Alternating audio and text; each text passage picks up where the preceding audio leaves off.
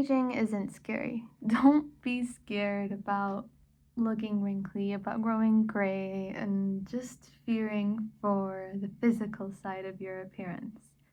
I mean, dude, everybody grows old. That's kind of the nature of existing and living and being a biological specimen on Earth. And there's absolutely nothing scary about aging. And I feel like that fear from a female perspective comes from the way society looks at us and the way that we have placed ourselves in society kind of in a way because due to the nature, especially in the West, of how emphasized dressing and just looking good in day-to-day life is sort of emphasized.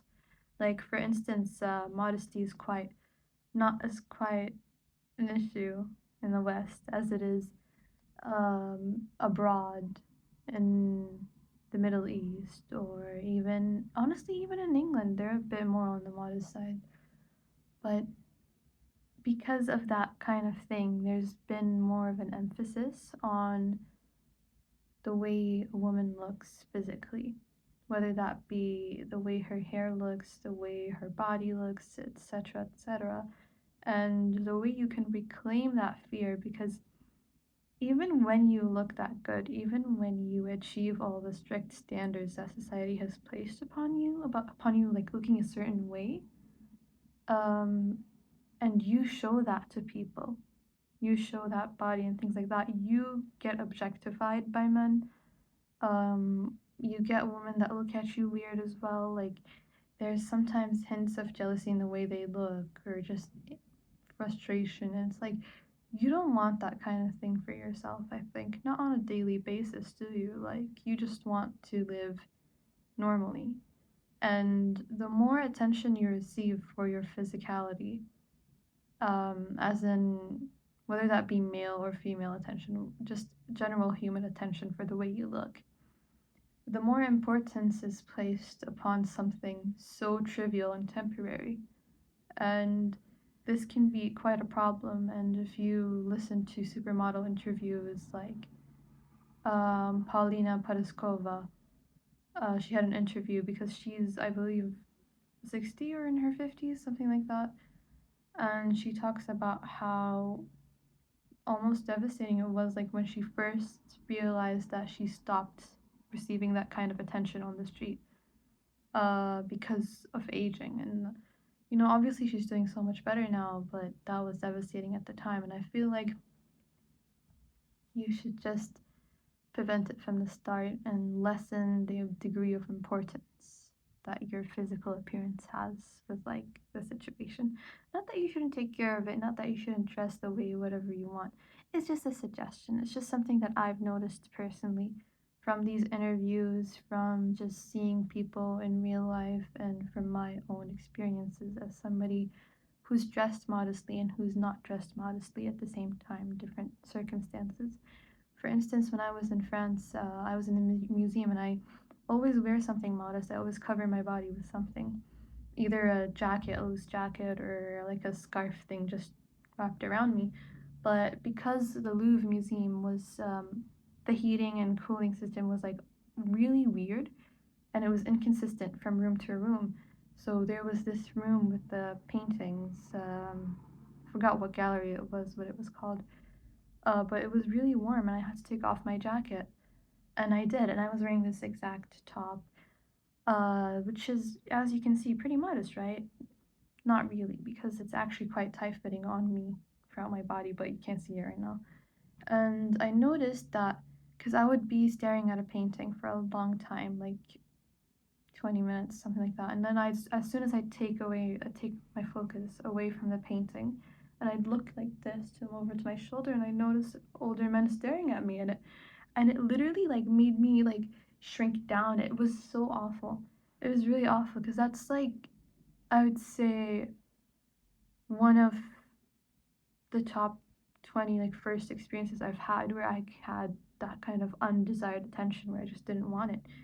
And I can't imagine what that's like on a daily basis, to just be dealt with like that. It's really annoying.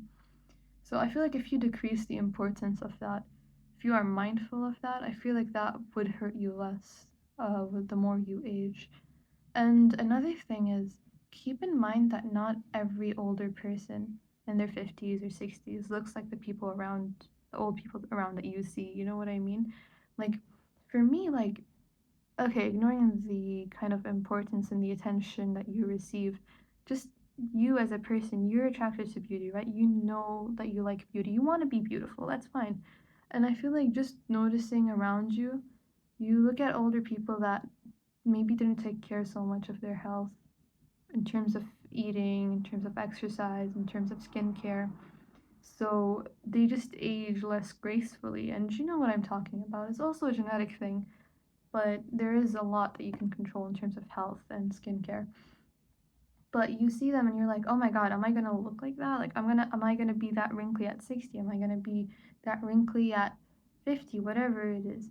And it's like you're only looking at the people around you. When you look at like the older other people, like I'm talking like there's this one model, Carolina, I forgot her last name, but she's still modeling and she's like in her 80s or something. And then there was this 99-year-old Betty that she was a park ranger, and honestly, all of those women, including Paulina, they look beautiful. They look very beautiful. Audrey Hepburn as well when in the 80s.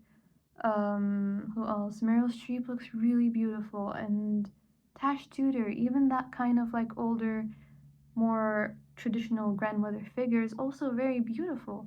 There's so many older people that are beautiful, not just women, just older people in general. And I feel like the more you pay attention to saying, the more you see that age can look like different things depending on what life you've lived.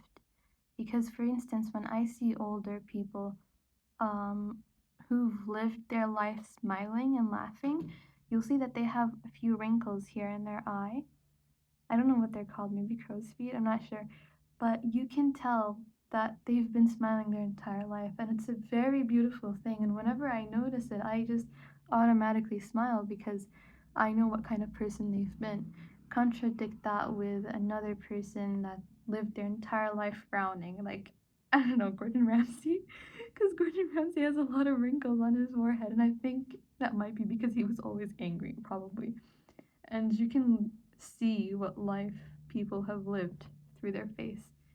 And that's really interesting to me. And I feel like the more you understand aging as a gaining of wisdom and not as something that is intertwined with ill health and ill looks and that kind of thing, the more you're at peace with aging.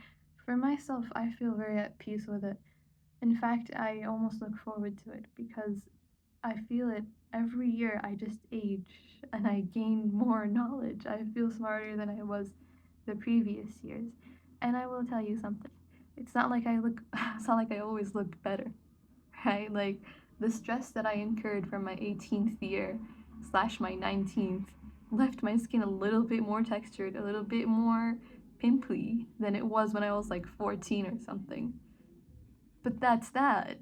You know, that's the experience of life. That's the hormonal experience of stress. And that experience taught me that stress is just not worth it. Because not only does it make me pimply, it also just ruins my physical health, like my actual physical health and my mental health. So each experience you run through, each wrinkle you get is a lesson, right? And the more you age, the more you learn yourself, the more you learn of the industry you're in, of whatever you're interested in, whether that be zoology or cooking or whatever it is. You just know more and you know more and you stack that knowledge up. Eventually, one day you'll be the mentor, you'll be the teacher, and you'll be teaching people, how to cook or whatever. And people are gonna be like, oh my god, you know so much. And you're like, yeah, I went through life. So make sure you show up and you learn what life teaches you. Make sure that your wrinkles are earned for the right reasons, right? You don't want frown wrinkles. You want happy little smiley wrinkles here, and those little ones As for skincare, I'm just gonna drop a little skincare tip here. I've heard some people use Aquaphor at night. Um, or Vaseline. I've been using Vaseline. It's a petroleum jelly. It just maintains the moisture in your face, which is really good. Just not even for wrinkles, honestly, just for like daily life. If you have dry skin, what else? Oh, moisture all the time, literally, like even in your body, everything. Moisture, follow up with Vaseline that like keeps everything plump and moisturized. Always exercise. Doesn't even have to be intense cardio or something like that. Just exercise. Keep your body moving. Keep walking, keep climbing, breathe a lot of fresh air, stay away from smoking, stay away from alcohol. It gives you mental problems and just physical problems as well. Stay away from all kinds of drugs. You're not gonna look good by the end of it, trust me. What else? Retinol. Yes, retinol and retinol you should get into it 25, something like that, because that's when your collagen stops like producing. So you get into retinol. Retinol is an anti-aging little thing. It's not expensive because all retinols are literally the same thing at the end of the day, even if you get a cheaper one. And you just add that into your night care routine. Vitamin C is nice for brightening in general. Like these are like actual like practical advice. I'm giving you practical advice right now, just to like make sure that you age pretty. You know what I mean? What else? Sunscreen. Keep consistent with your sunscreen. Sunscreen is very important. Again, you don't have to have an expensive brand, but if you have sensitive skin like me, for some reason every sunscreen brand kind of makes me break out, except for La Roche-Posay, the French one. So I've been using that one. What else? Sunscreen, Vaseline at night, retinol, vitamin C if you feel like it. It's really not that hard. And that it's not like it'll stop aging. It'll just make you age pretty. And second, if you have gray hairs, don't worry about it. It's really nice. I actually really like gray hair. I feel like it's really beautiful, especially when it comes like here, and it just keeps everything gray. I feel like it's a mark of wisdom. So make sure that the aging you undergo doesn't make you stupid, because there is some stupid, obstinate, ignorant older people, and make sure that you're not one of them. All right, all right. I mean, if you've ever seen Dry Creek Wrangler School and you've seen his wife, you'll see that both of them are very beautiful, well-looking people for their age, and even just in general, not for their age. I feel like that was a little bit mean, but I just mean that they look good despite their age. And they look wise. They're very wise, and you can see the wisdom in their eyes. So keep yourself surrounded by good examples of older people. Yeah, I'll talk about it more in a video where I mention 5 apps that you could use to get your life together. Bye!